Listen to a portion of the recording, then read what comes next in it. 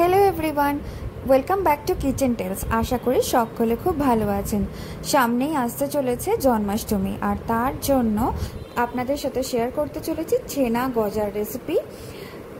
একবারেই কিন্তু এই রেসিপিটি যদি ফলো করে বানান তাহলে একদম পারফেক্ট হবে, 100% নো ফেল রেসিপি এটা। আর রেসিপিটি ভালো লাগলে চ্যানেলটিকে লাইক, শেয়ার আর সাবস্ক্রাইব করে দেওয়ার অনুরোধ রইল। তো চলুন দেখে নেওয়া যাক রেসিপিটি। ছেনা গজা উড়িষ্যার খুব প্রসিদ্ধ একটি মিষ্টি। এটা পহালা ভুবনেশ্বরের কাছে অবস্থিত শহরে এটা প্রথম বানানো হয়। এটা ভীষণই পপুলার গোটা উড়িষ্যাতে।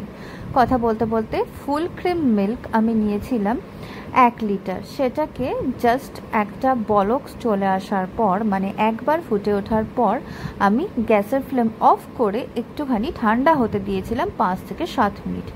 তারপর এখানে আমি 2 টেবিল চামচ ভিনিগার আর 2 টেবিল চামচ জল মেশানো ভিনিগারের মিশ্রণটা অল্প অল্প করে দিয়ে খুব আলতো হাতে ছানা কাটিয়ে নিলাম। আর এরম একটা মসলিন বা মলমলের কাপড়ের ওপর ছানাটাকে পুরো আমি ভালো করে জল দিয়ে একবার ধুয়ে ছেঁকে নিলাম। এবার জল ঝরতে দেব আধ ঘন্টার জন্য। বাই দ্যাট টাইম আমি এখানে 2 টেবিল চামচ নিয়েছি চিনি, হেভি বটম একটা কড়াইয়ের ওপর একটুখানি ক্যারামেলাইজ করলাম অম্ব্রে কালার আসা অবধি। তার মধ্যে 2 কাপ চিনি আর 3 কাপ দিলাম জল দিয়ে ভালো করে মিশিয়ে নিয়ে এটাকে হাই ফ্লেমে ফুটতে দিলাম। যতক্ষণ শিরাটা ফুটছে ততক্ষণ আমি ছানাটা, দেখুন জল পুরো ঝরে গেছে, এটাকে আমি মিক্সিতে বেটে নিলাম খুব ভালো করে। এই কাজটা আপনারা হাতেও অবশ্যই করতে পারেন 5 থেকে 7 মিনিটের জন্য। এবার দেখুন 1 টিস্পুন দিলাম ময়দা, 1 টিস্পুন সুজি আর সামান্য একটু 1/4 টিস্পুন মতো এলাচের গুঁড়ো খুব ভালো করে মিশিয়ে নিলাম। মিক্সিতে বেটে নেওয়ার জন্য এটা খুব সহজেই হয়ে গেল। এইবার আমি এখান থেকে সমান মাপের ছানার বলগুলো বানিয়ে নিচ্ছি। এবার এটাকে এইরকমভাবে শেপ করতে হবে, একটুখানি রেক্ট্যাঙ্গুলার শেপে। তো ছানা গজার শেপ কিন্তু এটাই হয়। এই পর্যন্ত কিন্তু প্রায় একই রসগোল্লার সাথে, কিন্তু প্রসেসটা এরপর থেকে আলাদা হয়ে যাবে। এবার আমরা রসটা দেখুন পুরোপুরি ফুটে গেছে আর কালারটা দেখুন কতটা ভালো এসেছে। এই কালারে কিন্তু ছানা গজার জন্য পারফেক্ট। এটা ওই যে চিনি ক্যারামেলাইজ করে নিয়েছিলাম সেই জন্য কিন্তু এই রঙটা এলো। আধ ঘন্টা আমি এটাকে ঢেকে হাই ফ্লেমে রান্না করে নিলাম। দেখুন ছানার বলগুলো কতটা ফুলে গেছে।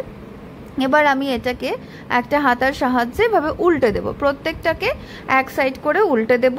দিয়ে এটাকে মিডিয়াম ফ্লেমে, মিডিয়াম টু হাই রাখবেন, লোতে নয়, মিডিয়াম টু হাই ফ্লেমে আবার আধ ঘন্টার জন্য এটাকে ঢেকে রান্না হতে দেব।